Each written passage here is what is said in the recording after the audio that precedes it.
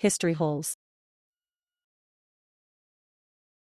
Hollywood, a town built on sunshine and smiles, but you peel back the celluloid and all you find is darkness. In 1947, that darkness got a name: Black Dahlia. A girl with stars in her eyes found in a vacant lot with a smile carved into her face. The cops had 1,000 suspects and 0 answers. The papers sold 1 million copies.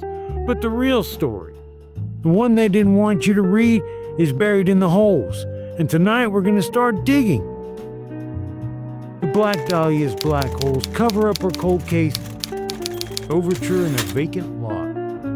On the morning of January 15, 1947, a local housewife named Betty Bersinger was taking a walk with her 3-year-old daughter through the quiet, largely undeveloped Los Angeles neighborhood of Lamar Park. As she passed a vacant lot on South Norton Avenue, she saw something that stopped her cold. Lying in the damp grass just feet from the sidewalk was what she initially perceived to be a discarded store mannequin. Its pale form severed at the waist, the illusion shattered upon closer inspection. It was not a mannequin, but the naked, mutilated body of a young woman. The scene was so profoundly unnatural, so meticulously arranged, that it defied immediate recognition as human, the first of many holes in the fabric of this case, a void between perception and a horrific reality. The anatomy of a spectacle, the crime scene that confronted the first responding officers of the Los Angeles Police Department, LAPD, was not one of passion or panicked violence. It was a carefully constructed, horrific tableau, a performance piece designed to shock and mystify. The perpetrator had created a spectacle of death that pointed toward a killer of rare and terrifying intelligence. The most striking feature was the bisection. The victim's body had been cut cleanly in half at the waist with what investigators immediately recognized as surgical precision. The procedure was identified as a hemicorpectomy, a complex disarticulation that separates the spine between the second and third lumbar vertebrae. This specific technique, taught in medical schools during the 1930s, allows for a complete bisection without cutting through bone, a detail that strongly suggested the killer possessed advanced medical or surgical training. The mutilations were both precise and sadistic. A grotesque smile, a Glasgow smile, had been carved into the victim's face with 3-inch slashes extending from the corners of her mouth toward her ears. Chunks of flesh had been excised from her thighs and breasts, and a rose tattoo that she was known to have on her left thigh had been surgically removed. While the mutilations were extensive, the official cause of death was determined to be a cerebral hemorrhage resulting from multiple blunt force blows to her head, indicating she had been beaten before or during the ordeal. Some reports, though disputed and not in the official autopsy, claimed she had been forced to consume feces, adding a layer of profound psychological degradation to the crime. This was not a hasty dumping of a body. The killer had deliberately posed the corpse. The upper torso was placed with its arms raised over the head, elbows bent at right angles. The lower half was positioned about a foot away, with the legs spread wide apart. This ritualistic arrangement was a clear statement, a signature left for the world to see. Perhaps most unnervingly, the scene was clean. Despite the horrific injuries, there was not a single drop of blood on the ground or the body itself. The corpse had been completely drained of blood and scrubbed clean at another location before being transported and displayed in the vacant lot. A cement sack containing watery blood was found nearby, a clue suggesting how the killer may have transported the bisected remains to the site. The combination of methodical, surgical skill and frenzied, sadistic mutilation presented investigators with a deeply unsettling psychological profile. The perpetrator was at once a cold, controlled intellectual and a depraved torturer. This paradox, the fusion of a surgeon's precision with a monster's rage, created a fundamental hole in the official understanding of the killer, making it nearly impossible to build a consistent profile. This was not just a murder, it was a performance. The central question that echoes through the decades is not just who did it, but who was the intended audience and what was the message. Section 2. Deconstructing a Dahlia, the woman behind the myth. To understand the holes in the investigation, one must first understand the hole where the victim's true identity should be. The woman found in Lombard Park was Elizabeth Short, but the world would come to know her by a name she likely never used herself, the Black Dahlia. This moniker, a creation of the sensationalist press, buried the real, tragic woman under a caricature that would fundamentally mislead the investigation and the public for generations. The birth of a caricature. Almost immediately, the press began crafting a persona for Elizabeth Short. The nickname Black Dahlia was born, a likely reference to the popular 1946 film noir The Blue Dahlia, combined with her rumored preference for black clothing and the dark dahlias she supposedly wore in her jet black hair. This name became more famous than her own, and with it came a narrative that served the interests of selling newspapers far more than it served the truth. The media coverage and even official police reports quickly painted Short as a vamp, a man-crazy delinquent, and a teaser of men. One police report stated, this victim knew at least 50 men at the time of her death. This portrayal transformed her from a tragic victim into a cautionary tale, a bad girl who, in the moralizing tone of the era, this narrative was not merely a consequence of the investigation. It became an active impediment to it. By focusing on Short's perceived promiscuity, the investigation was steered toward a vast, shallow pool of casual male acquaintances, consuming enormous resources while potentially ignoring more sinister targeted threats. The vamp narrative created a smokescreen of countless interchangeable suspects, obscuring the path to a killer who may have been a more intimate, obsessive, or powerful figure not on any list of casual dates. The real Elizabeth Beth Short. The reality of Elizabeth Short's life was far from the glamorous, dangerous femme fatale portrayed in the tabloids. It was a story of instability, loss, and vulnerability. Born in Hyde Park, Massachusetts, she was the third of 5 daughters. Her life was marked by early trauma when her father, his business ruined by the Great Depression, faked his own suicide and abandoned the family, leaving his wife Phoebe to raise 5 girls in poverty. Compounding these struggles, Beth suffered from severe asthma and other respiratory ailments that required lung surgery when she was just 15 years old. Dubbed an aspiring actress by the press, there is little to no evidence that she ever seriously pursued a career in Hollywood. She never took acting classes, attended auditions, or had any known acting credits. Friends and family suggest her true aspiration was to find stability and love, perhaps as a military wife. She found a glimpse of this dream with Major Matthew Michael Gordon Jr., a decorated Army Air Force pilot. He proposed marriage from overseas while recovering from injuries sustained in a plane crash, an offer she accepted. Tragically, Major Gordon was killed in a second crash in August 1945, just before he was due to come home. His death devastated Beth, sending her into a deep depression from which she arguably never recovered. Her final months in Los Angeles were defined by a transient and precarious existence. She was, as one contemporary account described her, a pitiful wanderer. Financially insecure, she drifted from one cheap rented room to another, often relying on friends or dating for dinner, simply to eat. This was not the life of a Hollywood socialite, but of a lost and lonely young woman navigating a world that was far more dangerous than she knew. The first hole, the power of a false narrative.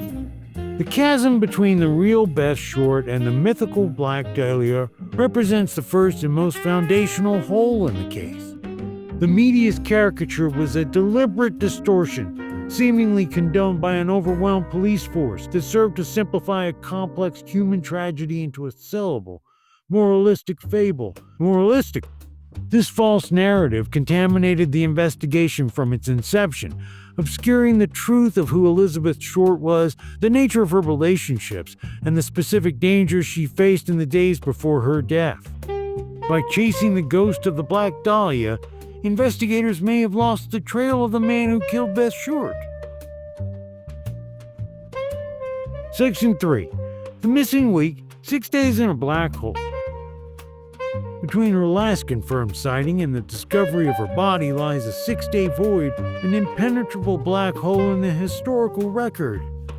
This missing week is not just an investigative gap, it is the chamber where the true horror of the crime unfolded. The last confirmed sighting. The trail goes cold on the evening of January 1947. Robert Red Manley, a 25-year-old married salesman with whom Short had been traveling, dropped her off at the Biltmore Hotel in downtown Los Angeles. She told Manley she was there to meet her sister, who was supposedly visiting from Boston, a story her sister later confirmed was untrue, an early sign of Short's distress or deception. For the next few hours, she was a ghost in the opulent lobby. Biltmore staff later recalled seeing her using the house telephones, her demeanor growing increasingly frantic as the evening wore on. Around 10 p.m., she walked out of the hotel and into the Los Angeles night. It was the last time anyone could definitively say they saw Elizabeth Short alive. A flurry of ghosts, the unconfirmed sightings. In the weeks following the discovery of her body, the LAPD was deluged with tips from citizens claiming to have seen Short during the missing week. These sightings placed her in bars, on buses, and in hotels all over Southern California. Yet, as investigators meticulously followed up on each claim, a frustrating pattern emerged. Every single sighting was ruled out. In each case, witnesses have mistaken another woman for Elizabeth Short. The missing week is a true informational vacuum. There are no credible witnesses, no verifiable locations, and no concrete evidence of her whereabouts from the moment she left the Biltmore until her body was found. The core mystery, a week of terror. The autopsy provided a chilling framework for this temporal void. The coroner determined that Short had been dead for approximately 10 to 12 hours before her body was discovered on the morning of January 15th, placing her time of death late on January 14th or in the early hours of the 15th. Furthermore, the evidence on her body told a story of prolonged agony. Ligature marks found on her wrists, ankles, and neck were clear indications that she had been bound, gagged, and held captive for a significant period, possibly for several days. The implication is inescapable and horrifying. For up to 6 days, the killer had Elizabeth Short in his possession. He held her alive in a secret, secure location, a place where he could subject her to torture and ultimately orchestrate her gruesome murder and dismemberment without being seen, heard, or interrupted. The extended duration suggests a planned abduction, not a random encounter.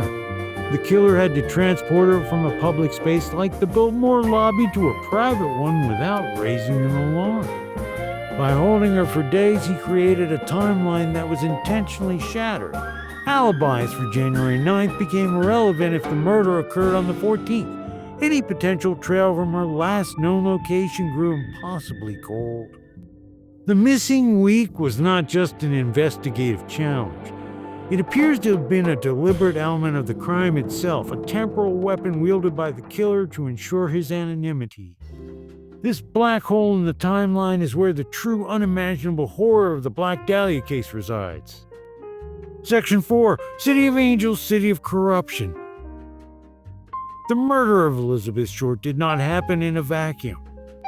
It was a product of its specific time and place, a post-war Los Angeles teeming with ambition, vice, and a level of institutional corruption that permeated the city's most powerful entities, from its newspapers to its police force. To examine the case without this context is to miss a crucial hole in the official story, the possibility that the investigation was not just flawed but fatally compromised from the start. The vultures of the press. The media frenzy surrounding the Black Dahlia case was unprecedented in its scale and often shocking in its methods. Reporters from competing newspapers like the Los Angeles Examiner and Herald Express swarmed the crime scene, potentially contaminating evidence, and even answered police tip lines, withholding information to protect their scoops. This created a chaotic environment where rumor and fact became dangerously blurred. The most egregious act of journalistic malpractice was perpetrated by the Los Angeles Examiner. Reporters contacted Elizabeth's mother, Phoebe Short, in Massachusetts, callously pretending her daughter had won a beauty contest. They pried as much personal information and family history from the unsuspecting mother as they could before finally revealing that her daughter had been brutally murdered. They then flew her to Los Angeles, hiding her from both the police and rival papers to maintain their exclusive. This episode starkly illustrates the moral vacuum in which the case was being investigated and reported, where a human tragedy was treated as a commodity. The tainted badge. The LAPD in the 1940s, the LAPD of the 1940s was an organization drowning in corruption. This was not a matter of a few bad apples. The rot was systemic, particularly within the powerful Vice Squad. This reality exploded into public view with the Brenda Allen Vice scandal of 1948. Allen, Hollywood's most powerful and well-connected madam, was revealed to be running a massive prostitution ring under the direct protection of the LAPD high-ranking officers, most notably Sergeant Elmer V. Jackson of the Vice Squad were on her payroll, receiving regular payments to shield her operations from raids and arrests. The scandal exposed a deep-seated symbiosis between law enforcement and the criminal underworld. The fallout was catastrophic for the LAPD's credibility. The combination of the force's spectacular failure to solve high-profile murders, like the Black Dahlia case, and the revelations of widespread corruption led to the convening of a 1949 Los Angeles County grand jury investigation. The grand jury was tasked with examining both the LAPD's mishandling of major cases and the pervasive graft within its ranks. Under this immense pressure, Police Chief Clemens B. Horrell was forced to resign in disgrace in June 1949. The second hole, incompetence or cover-up. The context of this systemic corruption opens a profound hole in the official narrative of the Black Dahlia investigation. Did the LAPD, operating in a chaotic media storm, simply fail to solve the case due to the era's limited forensic technology and basic incompetence? Or was the investigation deliberately obstructed or sabotaged from within?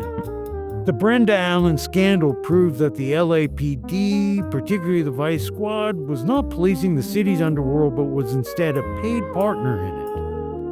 Elizabeth Short's transient life placed her on the fringes of this very world of nightclubs, mobsters, and powerful men.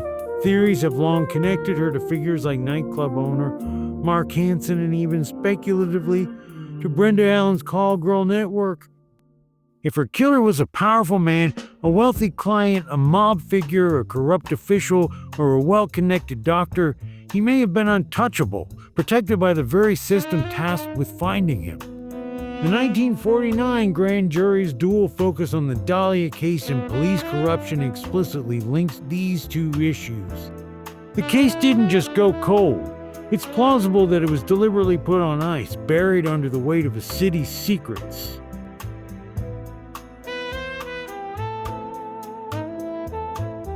Section 5. The Gallery of Phantoms, the Suspects.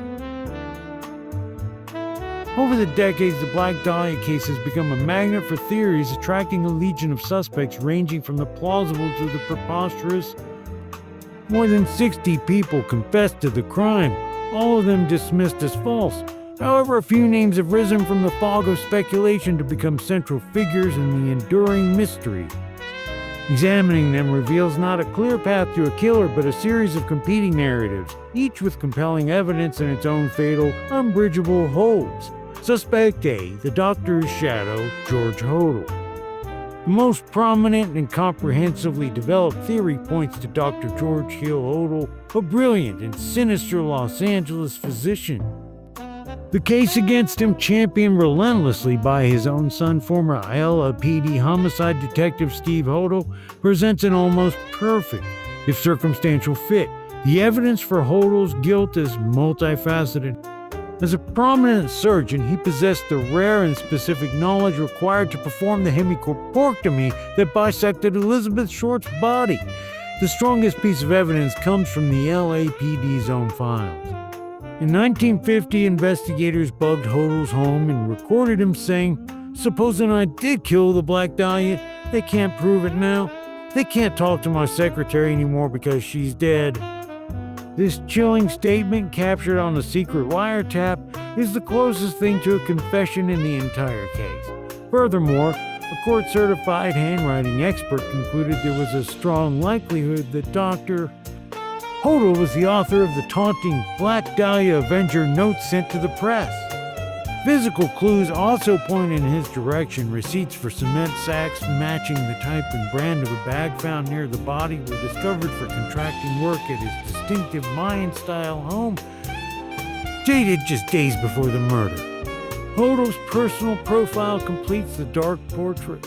A man with a genius IQ, a documented history of sexual depravity. He was tried and acquitted of incest with his teenage daughter Tamorin in a sensational 1949 trial, and deep connections to the surrealist art world of figures like Man Ray, whose work Steve Hodel argues inspired the surreal. Finally, shortly after the LAPD's investigation into him was mysteriously shut down in 1950, Hodel fled the country, living in Asia for the next 40 years. However, the case against Dr. Hodel is riddled with its own holes. There's no hard physical evidence, no DNA, no definitive fingerprints linking him to the crime. The active LAPD detective in charge of the cold case, Brian Carr, dismissed the theory as weak, circumstantial, and based on unsubstantiated supposition. Critics argue that Steve Hodel's investigation, while exhaustive, is compromised by familial bias, leading him to connect dots that may not exist. Indeed, some of his key evidence, such as photographs he believed were of Short, has been debunked by Short's own family. Even the damning wiretap is ambiguous. Was Hodel confessing, or was he a supreme narcissist, aware of the bugs and taunting the police he knew were listening? Tellingly, the LEDA investigator at the time, Frank Jemison, wrote in his final report that the wiretap evidence tends to eliminate the suspect, a conclusion that creates a massive contradiction at the heart of the Hodel theory. Suspect B, the patsy and the puppet master Leslie Dillon and Mark Hansen. Another compelling theory advanced by author Peter Eatwell suggests a conspiracy involving at least two men: Leslie Dillon, a bellhop and former mortician's assistant, and Mark Hansen, a wealthy nightclub owner. In this scenario, Dillon was the hands-on killer, possibly acting at the behest of Hansen, who was angry that Short had rejected his sexual advances. The murder, Ewell posits, took place at the Astor Motel, where the owner later reported finding a room covered in blood and fecal matter. The evidence connecting the two men is tantalizing. Hansen's name was embossed on the address book that the killer mailed to the press, a direct link to the crime. Dillon, for his part, drew suspicion upon himself by contacting an LAPD psychiatrist with bizarrely detailed knowledge about the murder that had not been made public. Yet the Dillon-Hansen theory ultimately collapses under scrutiny, revealing more about police misconduct than about the murder.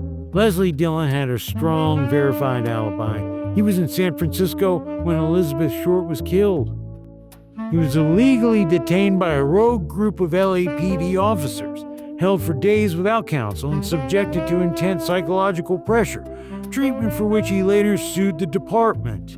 The consensus among many researchers is that Dillon was a fantasist, a disturbed individual who inserted himself into the case and was used as a convenient patsy by a desperate police force.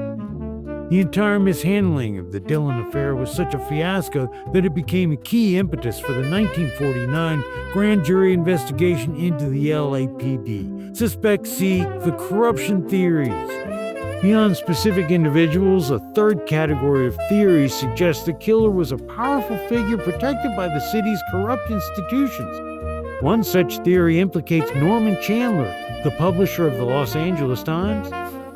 In this narrative, Chandler had an affair with Short, who was working for Brenda Allen's call girl ring, and when she became pregnant, he arranged for mobster Bugsy Siegel to silence her permanently.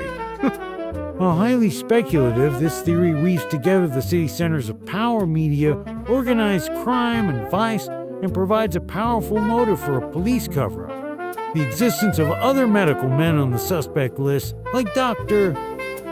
Patrick O'Reilly, a surgeon with a history of violence, further demonstrates that George Hodel was not the only potential killer with the means and opportunity, reinforcing the idea that the investigation had many paths it could have followed, yet all led to dead ends. Section 6. The unanswered question. An echo in a black hole. The legacy of the Black Dahlia case is not one of resolution, but of enduring, haunting questions. It is a story defined by its voids, a constellation of black holes in the historical record that have swallowed the truth. After more than 75 years of investigation, speculation, and obsession, we are left not with an answer, but with a perfect, chilling enigma. Synthesis of the holes.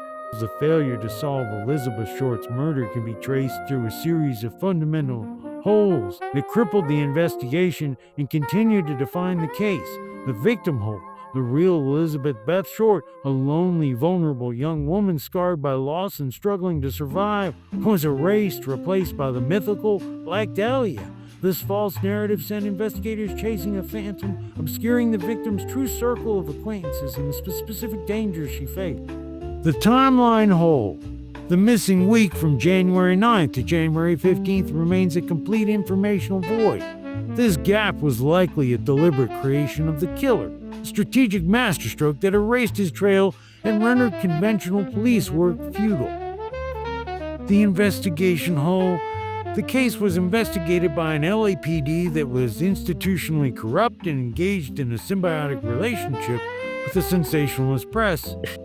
This toxic environment makes a deliberate cover-up to protect a powerful killer as plausible as simple catastrophic incompetence. The suspect hole. Every major theory from the compelling case against Dr. George Hodel to the conspiracy surrounding Leslie Dillon is marred by a fatal flaw. Each path is supported by tantalizing evidence, but ultimately blocked by insurmountable contradictions, leaving no clear route to justice. The killer's final top.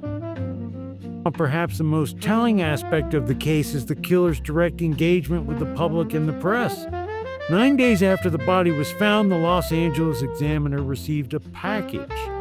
It contained a collection of Elizabeth Short's personal effects, her birth certificate, business cards, photographs, and an address book. Every item had been meticulously wiped clean with gasoline, a conscious effort to destroy any fingerprint evidence. The package was accompanied by a note, constructed from words cut and pasted from newspapers, Los Angeles Examiner and other Los Angeles papers. Here is Dahlia's belongings, letter to follow. More notes followed, including a handwritten one that declared, "Had my fun at police, Black Dahlia Avenger." This was the killer's ultimate act of control and narcissism. He did not flee or hide. He inserted himself into the narrative he had created. He taunted his pursuers, dictated the flow of information, and ensured that the mystery would be framed on his terms. He didn't just commit a murder. He successfully orchestrated the public's perception of it, transforming a human tragedy into his own personal, unsolvable legend. Final frame. The enduring mystery. The Black Dahlia case has never been officially closed, but it has grown cold, frozen in time. It remains a fixture in the American consciousness, a dark Hollywood fable that refuses to fade. The central question, however, has shifted over the decades. It is no longer simply, who killed Elizabeth Short? The deeper, more resonant question, the one that lingers in the historical void, is this. After more than 75 years, is the Black Dahlia case a testament to a perfect, unsolvable crime committed by a lone, brilliant psychopath? Or is it the story of a perfect, successful cover-up, a murder protected by a city's worth of secrets and a conspiracy of silence that holds to this day? The truth remains lost, an echo in a black hole. So the case went cold, a stack of files in a dusty room. The prime suspect lived out his days in a fancy mansion, and the City of Angels just forgot. But that's the thing about this town, the ghosts have good memories. The official story is that the killer was never found. But the real history hole isn't who killed the Black Dahlia, it's who got away with it. I thank you very much for joining us on this journey. Please leave a like and subscribe if you want more. If you feel like it, tell us what else you'd like to hear. See you on the next episode.